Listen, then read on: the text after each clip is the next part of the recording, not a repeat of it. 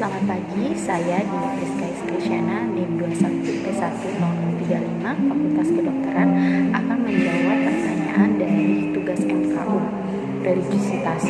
Di sini membahas tentang damai dan sejahtera. Dari ringkasan video yang diberikan, saya meringkas bahwa damai itu memiliki beberapa arti.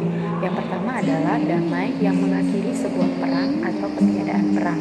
Lalu damai juga dapat diartikan sebuah keadaan atau di tempat terpencil pada saat hidup dan juga pada saat meditasi. Namun juga ada mengartikan bahwa damai adalah keadaan emosi dalam diri dan akhirnya juga dapat berarti keseimbangan dari definisi di atas.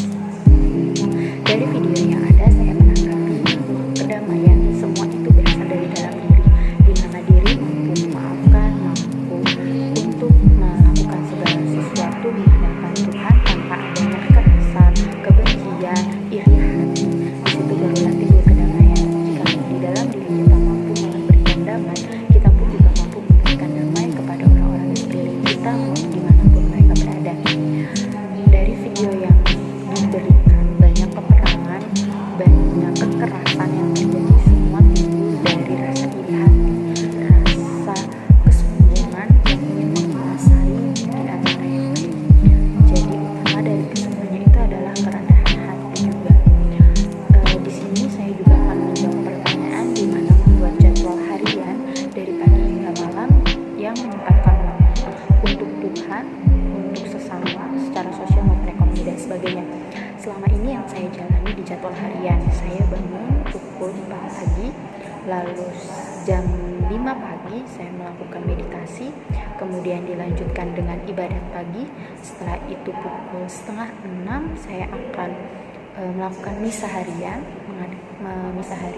Setelah itu sekitar jam setengah 7 saya mulai sarapan dan mempersiapkan diri untuk kuliah.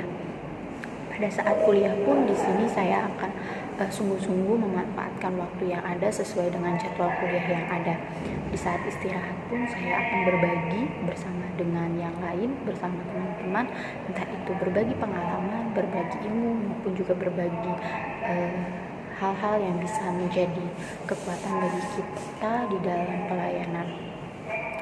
Pada pulang kuliah pada sore hari sekitar setengah 6 malam, setengah 6 sore saya akan melakukan ibadat sore, lalu dilanjutkan dengan ibadat malam, berakhir pukul setengah 7, dilanjutkan dengan rosario.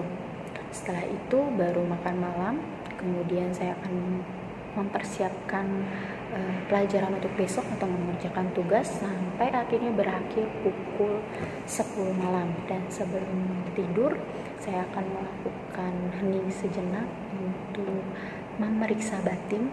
Memeriksa batin itu adalah dimana kegiatan kita untuk mereview apa yang sudah kita lakukan selama satu hari penuh, lalu melihat kebaikan-kebaikan Tuhan, lalu juga apa yang sudah saya lakukan untuk berbagi karunia yang Tuhan berikan pada saya, maupun juga kelalaian atau suatu perbuatan salah yang saya lakukan, lalu meminta pengampunan. Begitu dari kegiatan saya dalam satu hari yang bisa saya lakukan secara rohani maupun secara duniawinya. Dari setiap kegiatan yang ada di sini saya melandasi dari Injil Lukas bab 6 ayat 12 sampai 19. Kisah ini sebenarnya diambil dari bacaan ini diambil dari dua kisah. Yang pertama itu di mana Yesus naik ke atas bukit untuk berdoa bermalaman, lalu keesokan harinya dia memilih 12 muridnya.